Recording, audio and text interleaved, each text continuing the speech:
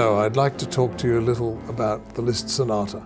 It's a very famous piece, and a lot of people think they know all there is to know about it, but there's always more to discover. It's a piece that Liszt had been working on quietly and privately, probably from about 1849, shortly after he went to work in Weimar and had given up his life as a concert pianist.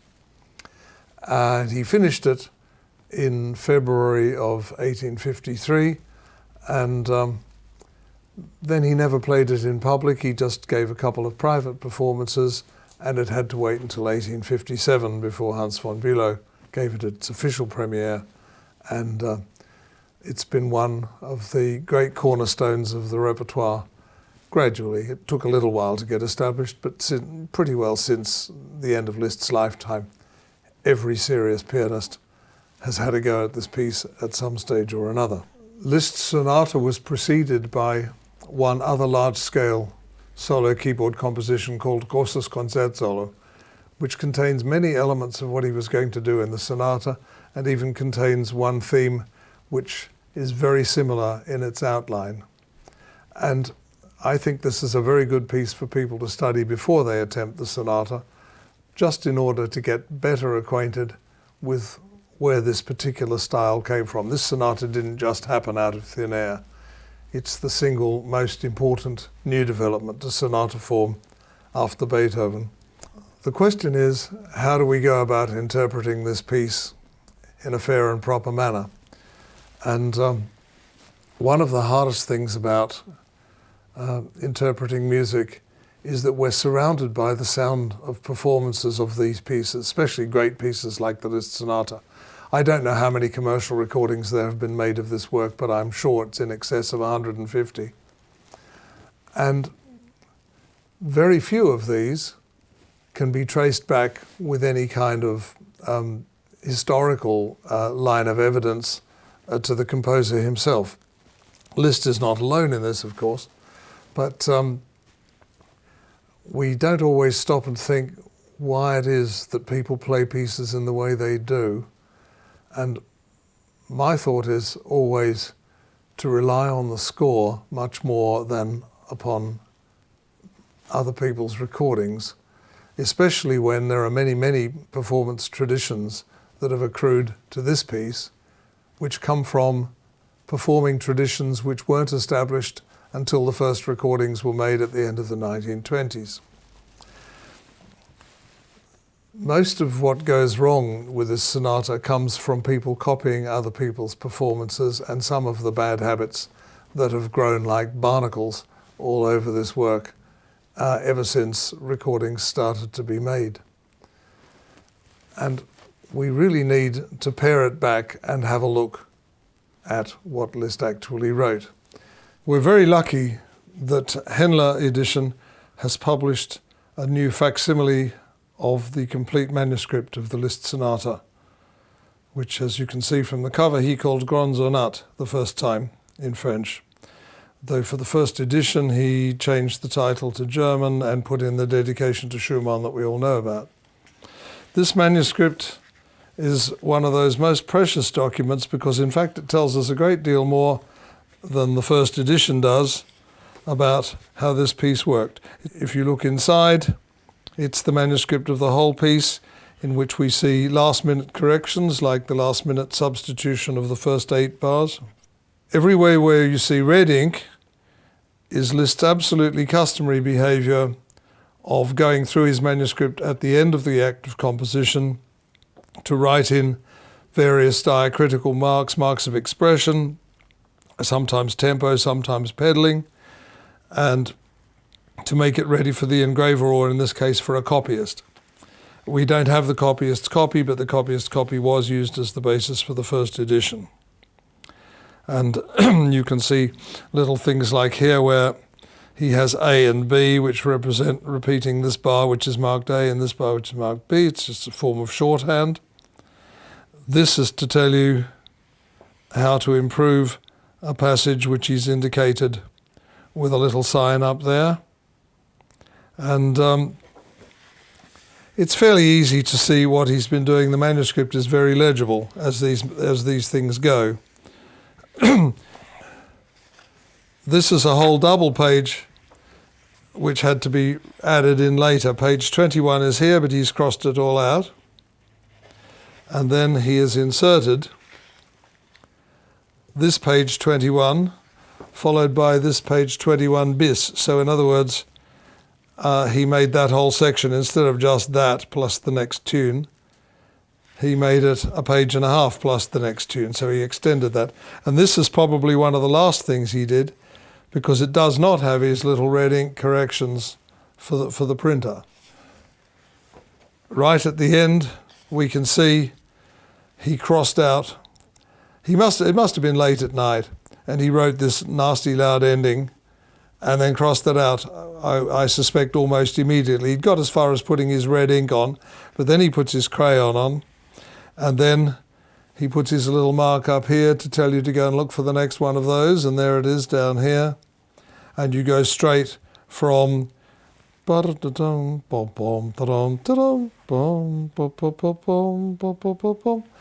go straight on to the ending as we know it. You can also see that these two bars here were added later, and that originally just came over the bar line to a pause, which he's crossed out. It's very messy, just before the last three chords.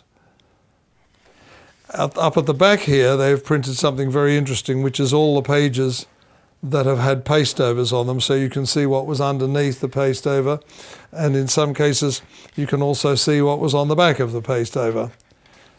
And it's fascinating to see how Liszt worked on this piece, and I believe he worked on it over the years always on this manuscript. I don't think that there was ever a completely different manuscript of the piece that he was playing off in 1849. And you can tell from the state of the paper in the corners, because it's so badly discoloured, that he was almost certainly using this manuscript when he was playing this piece through to various people.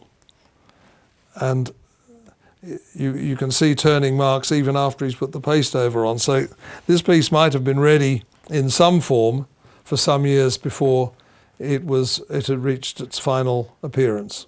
The first edition, I think he didn't spend any time particularly proofreading. There are some things where he obviously corrected small things from the manuscript. For example, he eliminated notes where he had both hands hitting the same key in one passage. But there's not that much that is different. And there's quite a few mistakes that creep in the first edition that are not in the manuscript. So for my money, the manuscript is the best reliable source and primary source for making an edition. And that is, in fact, how I went about it when I did my edition of it for Peters. The sonata starts with some information on its very first page, which is full of things which people don't do. Unfortunately, some of this is based on incorrect transcription right from the first edition. For example, the crescendo in the second bar, in the manuscript it leads to the second note, which is the F. And yet nearly every edition prints the crescendo going to the E flat, even to the D, but it should just be to the F, and then fall away, starting in the next bar as printed. The second major misreading, which also stems from listening to people's recordings, is ignoring Liszt's articulation. Liszt's articulation is very careful, and if you look at the manuscript, you will see that he's written it out on pretty well every occurrence of the motive, and that is this. It's such a familiar theme that perhaps we don't stop and think about it enough. But the first three notes are under a slur. They are not connected to the next note, which has a staccato wedge on it, as do the next three. So it's, if you want to finger it, you could do 4, 3, 2, and then pick your hand up and play 3 on the D. And when we get to these three notes, they are slurred together, but they are not slurred into the next note, which is how one so often hears this piece played. But so we're just on page 1. But it's very important because that motif comes some hundreds of times in the course of the sonata, and those 3 little notes are always separated. The theme that begins in bar 9 with its little introductory upward leap, we know very well is going to produce the fugue subject later on.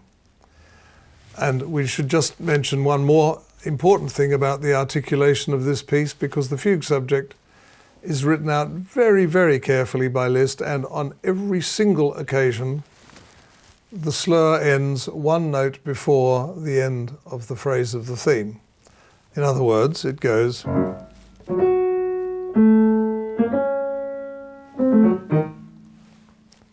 the last note is not joined to the triplet. And again, and that gives the theme a much more robust character. This is very easy and it's very sloppy, and in the end it's thoroughly bad. And it's not what Liszt asked for. If you look at the manuscript and you look at any decent edition of this piece, you will see that the last note is never connected to the slur. So these are the most important things to do with articulation in this sonata. The next important thing to talk about, I think, is tempo. If you like, this sonata only has really 3 tempi. It has a lento assai at the beginning and at the end. They should, of course, be the same tempo, so that at the end of the piece,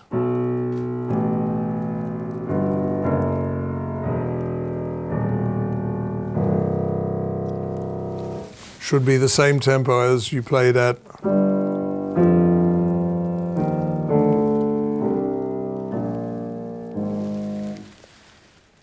But strangely enough, at the end of the andante in the middle, he does not write lento assai, and nor should we play lento assai, because the atmosphere is different. This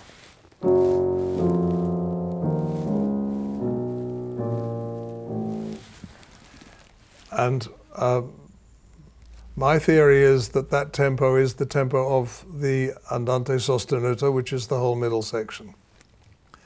And therefore, if you've got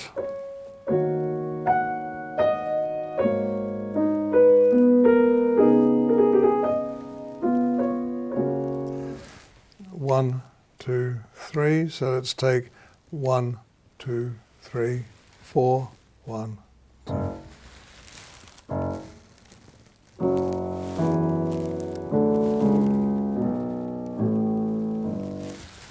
It's not the same as the beginning. If it were the same as the beginning, he would have been well capable of writing lento assai over the top of it, as he does when it comes back at the end.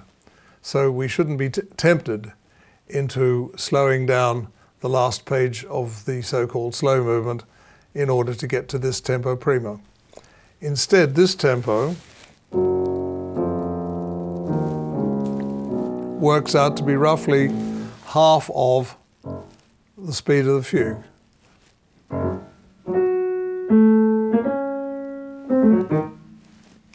And that will stop you playing the fugue too fast. Playing the fugue too fast is also one of the trickiest things that happens in performances of this sonata, because then you come to a point where you have to put the brakes on. And putting the brakes on leads to a kind of performance which I don't think has got anything to do with the essential grandeur of this work.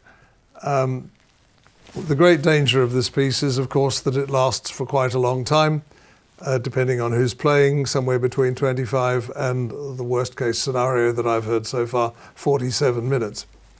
And it should never last that long, let me say immediately. But the point is that it's a lot of music to maintain as a single movement structure and to keep the sense of it going, and for it not to disintegrate into 25 little preludes where you stop and look at the trees all the time and don't get the main arch of the structure right. Whereas the structure, if you sit down at a desk and analyze it, is really very tight, very intelligent, and all of a piece. So we've got to try and keep things together. The bit that corresponds to, let's say, the first subject of a classical sonata allegro is usually taken to be, but remember, we've already had the themes introduced to us very carefully, and we mustn't say that this is an introduction, because it really isn't. It's the proper beginning of the exposition. And as everybody will have noticed, the sonata begins tonally in a very odd place. It starts on G's. It could even be considered as being in C minor. And this business of putting keys a third apart is one of Liszt's most popular trademarks. And it means that when B minor finally arrives in and properly established with a B minor chord, that's the first time we're really quite sure where we are. But we're not in an introduction. It's just where we're exposing the themes in, if you like, a very romantic way, which then gets much more regimented and formalized when he puts the themes together. We've got this one on the top. So he's foreshortened the second half of it. Instead of that, he has, and this one underneath. And these bars must be played absolutely regularly in time.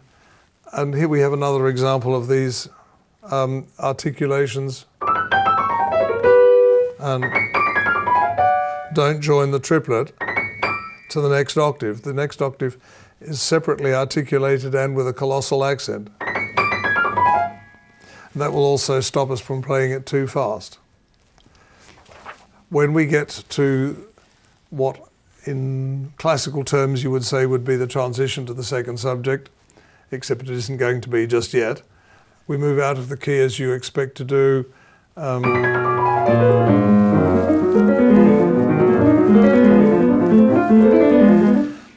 Now, for some reason, most people play these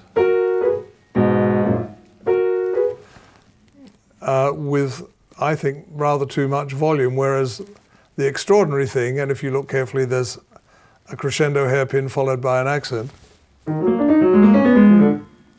because this bit is from, and so it's all being very tightly put together. And every single repetition of this phrase has got this hairpin followed by an accent. So let's do it. This leads us to a bit more transition, which is based on, and if we speed up too much here, these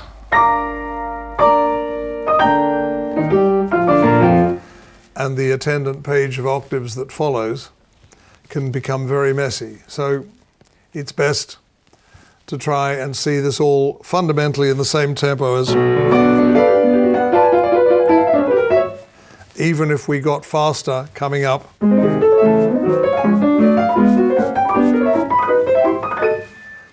The second time this happens, of course, it does get to a new tempo, but this time it doesn't. This tempo here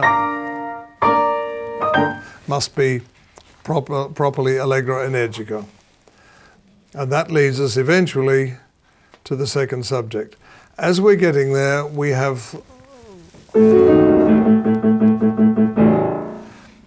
this note here is written by Liszt as an A with an 8 underneath it. There are several examples of Liszt writing notes with an 8 underneath it in this sonata. With Liszt and with many other 19th century composers, just writing the 8 always means play an octave.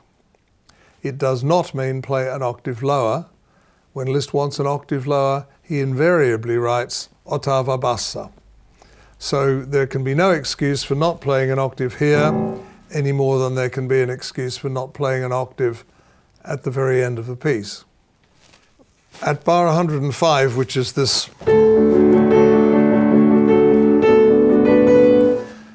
comes Liszt's first pedal direction. It's amazing that he hasn't thought of putting any pedal in before that, and he doesn't put very much pedal in the piece because, like many another composer before him, he takes the view that you will know what to do. I wish it were true. Of course, you have to use the pedal somewhere before bar 105. You have to use the pedal probably from somewhere in bar 1, certainly in bar 2. But what it does mean is that you don't have long pedals and you don't have grand pedals until this spot where he absolutely feels it necessary to mark them all in. The passage that follows this is very often played at some other tempo completely from the one that the piece is marked. There is a ritenuto at bar 118, which we played before.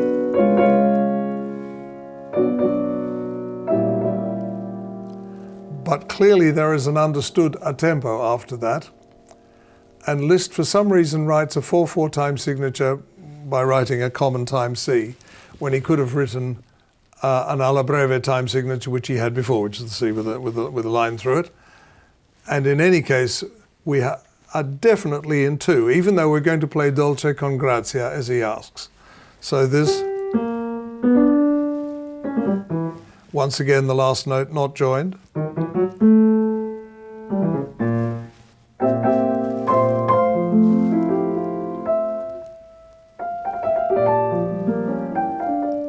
What normally happens in performance is that the a tempo is only reached by most pianists some 20 bars later, 21 bars later exactly, when they get to. But that's not a new tempo, that's just a resumption of a tempo. And so it would be good to have it resumed rather than struck out as if it's something new. While we're here, just before the magnificent transformation of that into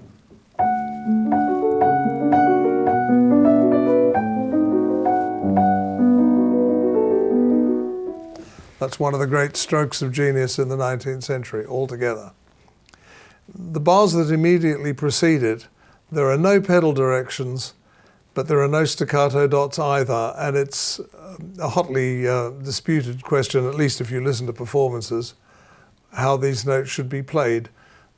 It's my view that they should continue the articulation that we've just had before. So it should, for my money, go.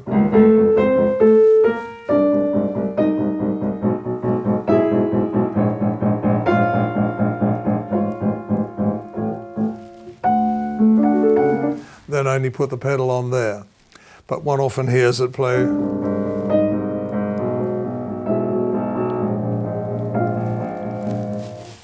And my thought is that if Liszt had really wanted it as wet as that, he would probably have put a pedal mark in, because it's asking for something unusual. And if he wanted something unusual, he would tell it to you. In bar 150, no, so 160, this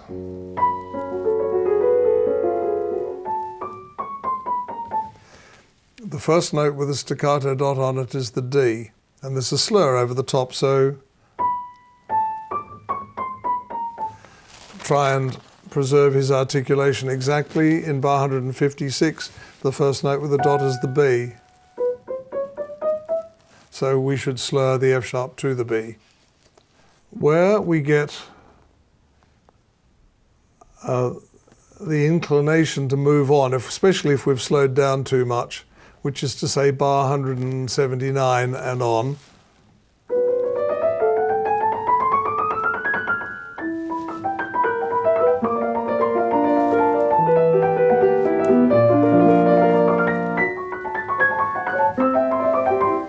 There's no acceleration here, and there's no excuse for doing one. The second time that this passage comes, there is no acceleration in the manuscript either, but animando, I think, is added in the first edition. It's one of the few directions that gets into the first edition that is not in the manuscript. But I think we can take it that whoever prepared the first edition did not make that up and that Liszt supplied the information. So therefore, the second time is different from the first time. So there's no point in speeding this up because it's not aiming for any particularly fast music. When we get to bar 196, we get to some bad habits. Everyone wants to slow this down for some reason, but there is no ritenuto there, and if there isn't one there, I don't see why we should add one.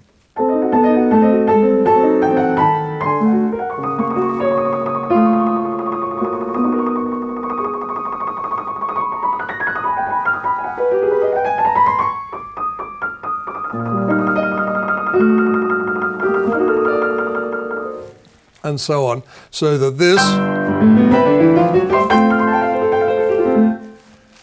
is essentially at the same tempo instead of being suddenly a new departure in another tempo from what we've had before. So in other words, try and keep the allegro energico with a little push and pull, of course. You can't play this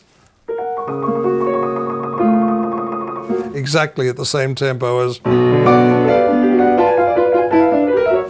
but it must be quite similar in tempo.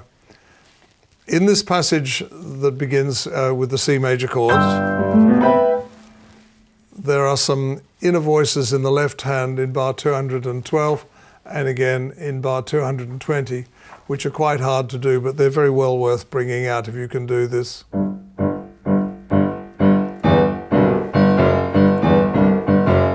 And the second time. But that's just a little hint, worth a try. Bar 232, there's a difference between the manuscript and the first edition. The edition that everybody has goes, but the manuscript goes, very small difference, but this one has a little rest right on the beat, and then the second half of a duplet and a triplet. It's not the most grave issue in the world.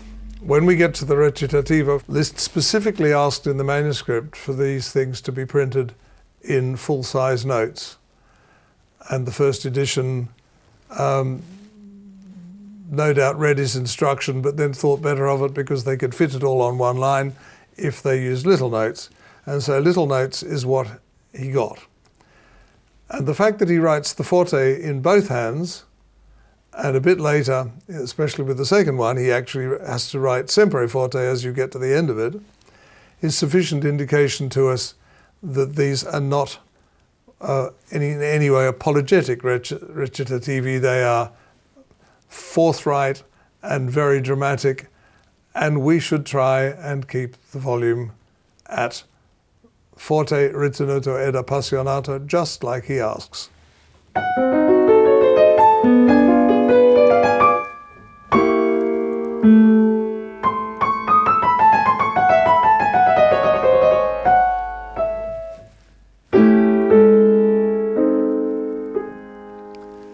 There's no particular excuse for making these somehow apologetic. And the second one, even more important, because it continues into a passage marked sempre forte, which means it's already forte. So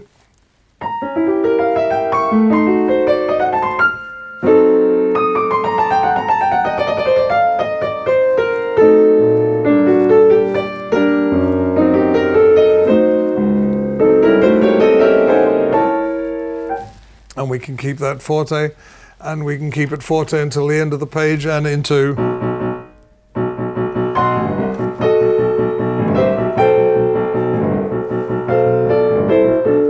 keep that forte until he says poco a poco diminuendo. So right where it says that, keep that forte, because there's a long way to go before triple P and una corda in bar 329. This chord is spread the first 2 times. If you are unable to take this chord without spreading it, there is nothing to be done but to spread it. The tricky bit is how to spread it. So put the A in the right hand together with the bass note so that it doesn't get the slightest problem of an overhang from the preceding bass note in the left hand. The Andante sostenuto, the theme has 2 parts. It has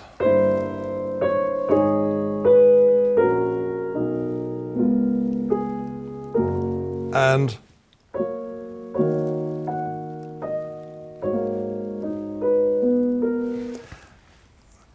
so the first one is not an introduction to the second one, it is part of the thematic material, and so it should all be in the 1 tempo, and there is no reason whatsoever to play the first 4 bars of the Andante sostenuto as if there's some kind of an introduction, because they're not. The turn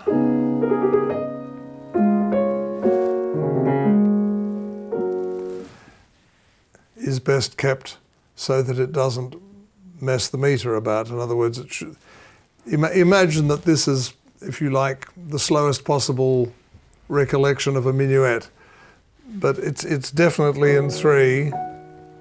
So don't stretch the bar so it appears to have 4 beats in it.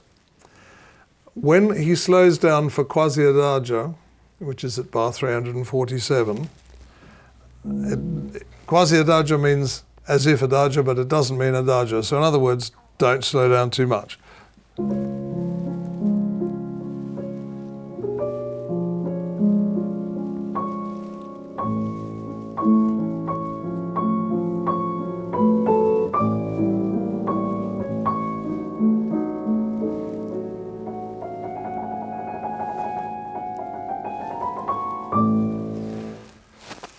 And keep that tempo until the end of the cadenza in bar 362. There's an interesting thing, just a tiny observation. At the end of this,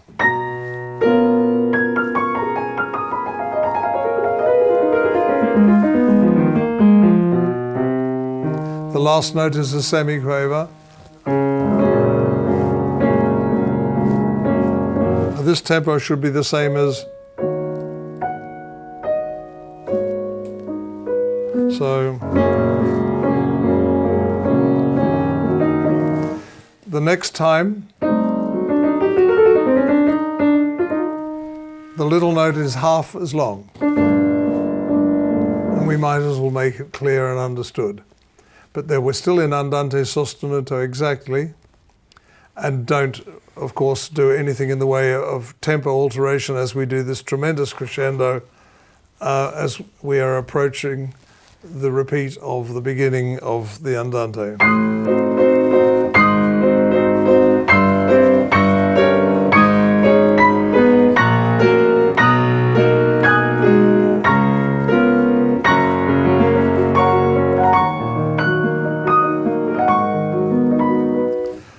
And now we're back in Andante sostenuto, and there we stay until we get the ritenuto at,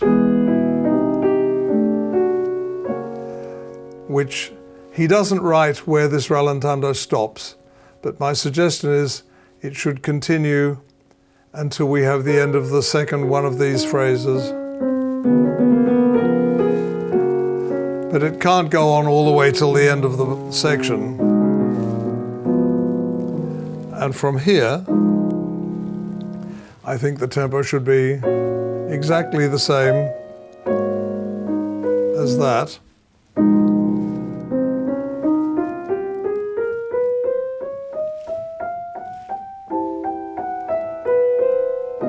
And that will let us approach when it changes into 4/4.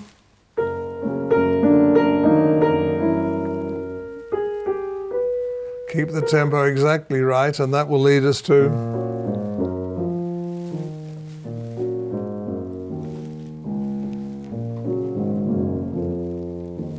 exactly in tempo.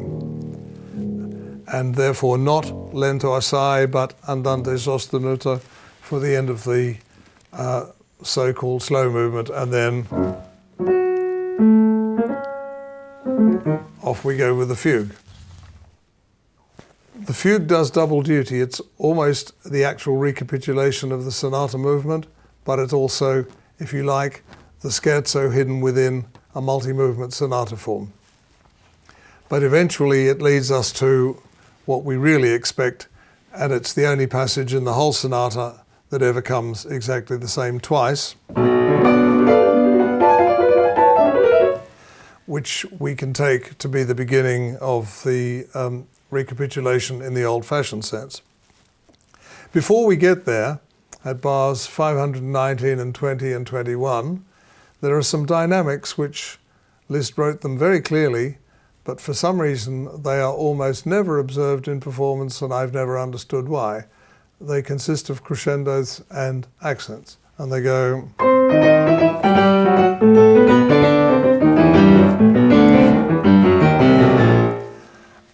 and they're rather jolly, so I think we should do them.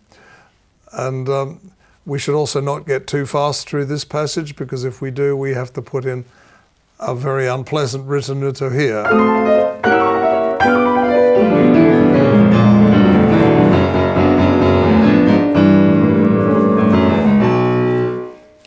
Whatever we do, and despite some of the famous people who've recorded this sonata, there is no excuse of any sort for adding any notes to Liszt's text. And most particularly, although I've seen it even printed in people's editions, to play going down to the bottom B. With some care and attention, Liszt has avoided sounding this bottom B all the way through this piece, and doesn't actually use it until the last bar. It was already a very interesting sound. You have to remember that most pianos at the point when this piece was written didn't actually have the bottom B on them. They stopped at the C. There is no note lower than the C written in the works, say, of Chopin or Schumann. And so Liszt is the first person to print these notes, and this is the piece where they were first printed. They also crop up, the A crops up in the Dante Sonata, which was published shortly after this piece was. We have no way of knowing exactly which year in which Liszt wrote that bottom note in the manuscript for the first time, but it certainly wasn't before 1849 in any of the cases. So it's a point of minor interest that he's starting to use the full compass of the new 7-octave piano. The stringendo that follows at bar 582 is a culmination of one of the most remarkable passages in the whole piece. And it gave Liszt some trouble, and it was only after a certain amount of rewriting and rethinking that he came up with this passage the way he wanted it. We have this, and you notice that the last note is not the note you expect. But it's because we've got a very long dominant pedal on the F sharp, and he puts the F sharp under the first note of the tune as well, and marks it marcato. So.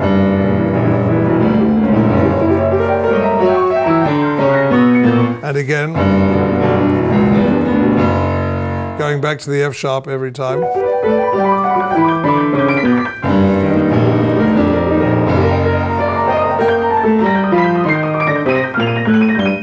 In other words, this F sharp just doesn't belong to anything else that's happening. If you take the F sharp out,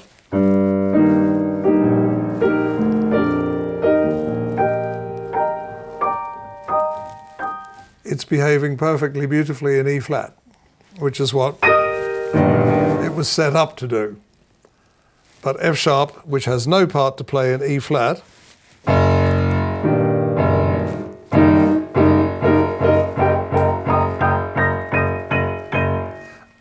until we get to 582, where all of a sudden it becomes the bottom of the dominant ninth of B minor.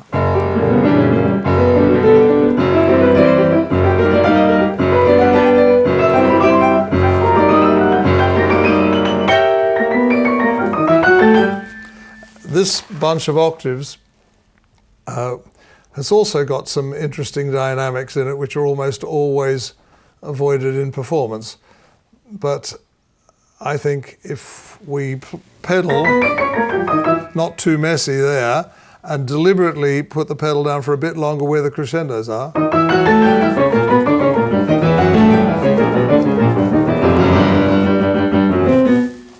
it gives the passage much more shape, and it's, after all, only what he asked for. The passage which is actually deceptively difficult, this one, with the broken chords in the right hand, is notorious for some missing accidentals. They're missing in the manuscript, but there can be no doubt as to what notes are actually intended. If we've got this,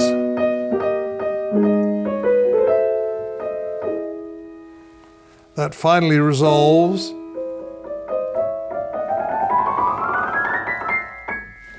So, understood.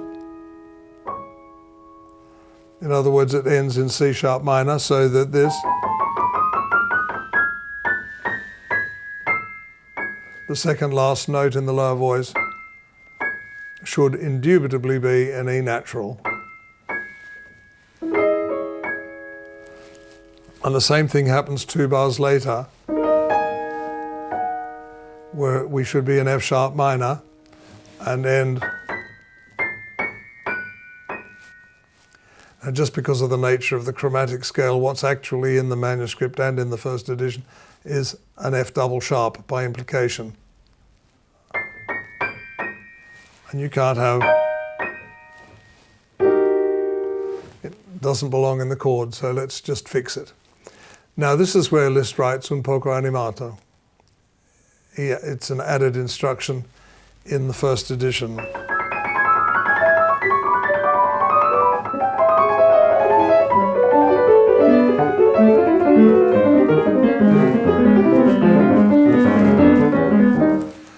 Let's just check the notes of that last bar because they're hotly disputed. But if you just play what's in the score, it's fine.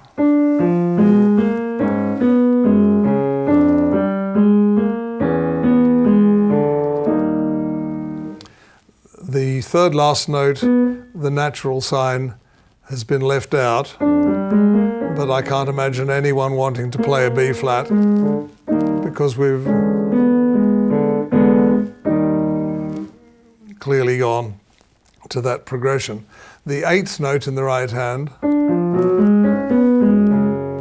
is a D flat by implication because Liszt only wrote an accidental once in a bar, even if the phrase or the line of notes moved to a different octave. So he would have, by writing a D flat on that one, assumed that that one was also a flat. And that's pretty standard throughout his entire life.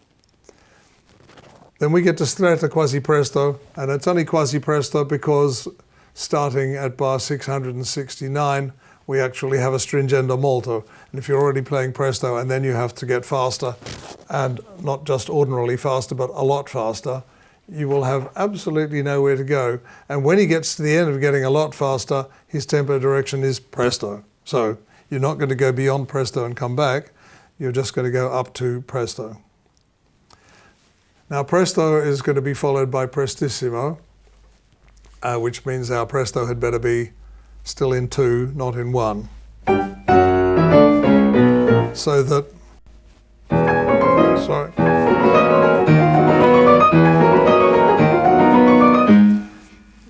is at a tempo that we can all manage. When you get to the end of this prestissimo, it doesn't end at the 3-2 time signature, it ends at the fermata at the end of bar 709. And it's pretty clear, this is a passage which Liszt altered in the manuscript probably 5 minutes after he wrote another conclusion, which he's immediately crossed out. It's on the same side of paper, it's with the same ink and with the same pen. So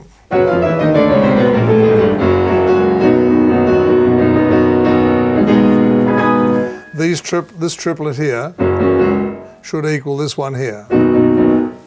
And then you'll have the tempo right and you'll get the right sound for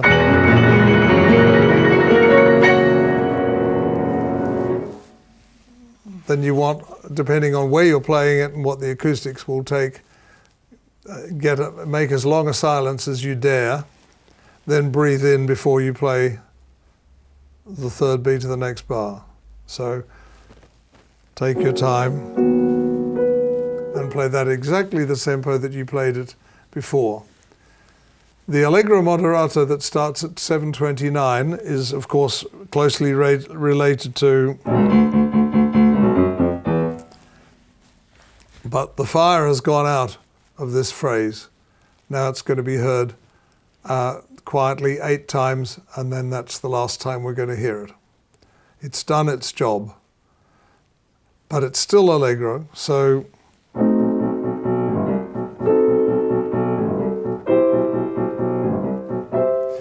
on the last page of the manuscript, Liszt has not put in the articulation that he did earlier on, but I think we can very reasonably assume that it's 4 staccatos, slur, and 2 more staccatos. Now we have a problem if we can't stretch large chords, because it would be nice.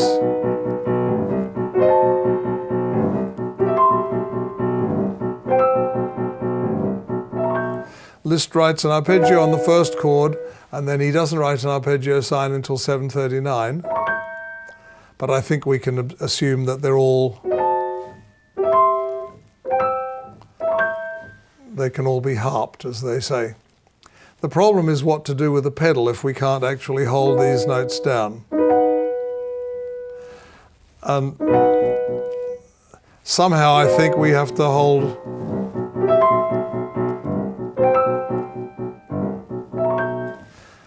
run the risk of losing the bottom notes rather than pedal through.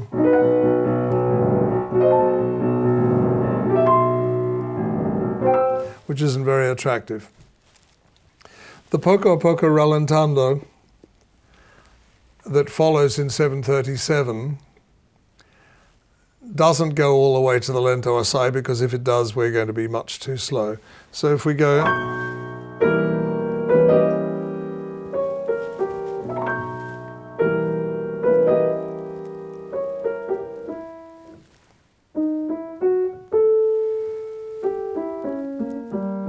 then pick the tempo up a bit here, pop pop pop pop beep, ba-da-dum, pop pop pop pop pop beep, ba-da-dum, pop pop, so that when we get past these 2 bars,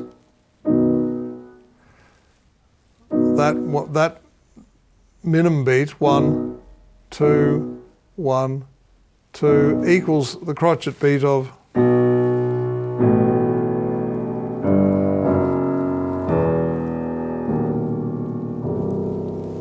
Now, the manuscript does not have any ties between that note and these 2, nor does it 2 bars later.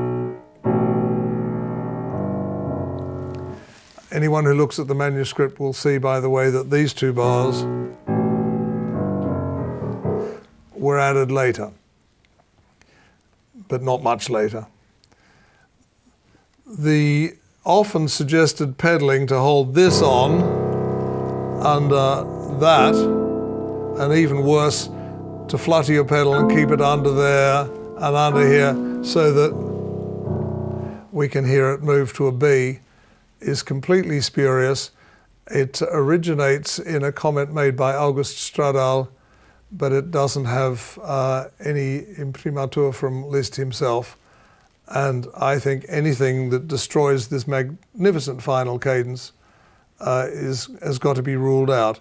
This marvelous juxtaposition of chords, he's already prepared them for us 6 times in the course of the piece. So for example,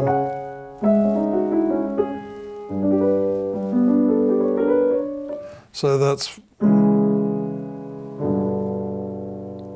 and this magical use of 2 chords, very common chords, but a tritone apart, is what informs this most miraculous final cadence that I think occurs in any piano sonata ever written.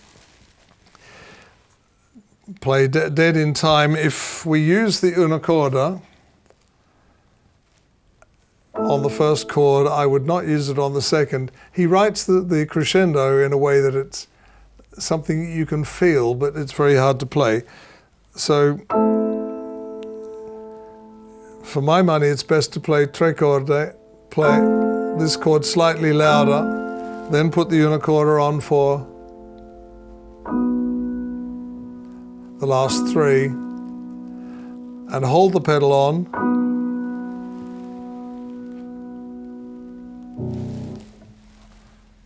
and then be quiet. But hold the pedal on until you hit the bottom B octave. There is no point in playing that secco. It's no way to destroy a beautiful cadence.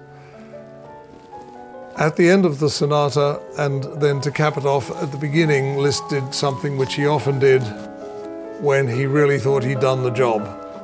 And it's very interesting to see in the manuscript. You will find it at the end. It's hard to read unless you know what he's doing, but that is the letter L and the letter D wound up as a single sign. This symbol stands for the words Laus Deo, praise to God. And so in the Peters edition, we've restored just the expression Laus Deo at the end. But it's absolutely typical of Liszt that he, having finished what he knew perfectly well, I'm sure, would be the only sonata he would ever write, was quite happy to say a little prayer.